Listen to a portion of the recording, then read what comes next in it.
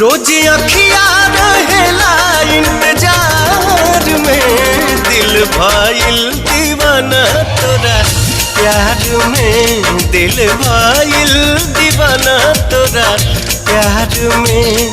जब से नैना लड़ल बात आगे बढ़ल, जब से नैना लड़ल बात आगे बढ़ल।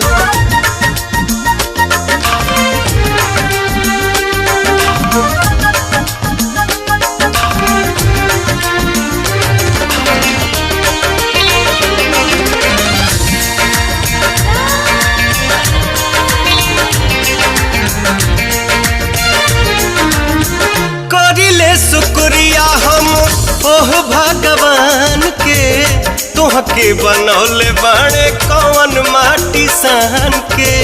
दिल में मोहब्बत जगा दिहला राजा।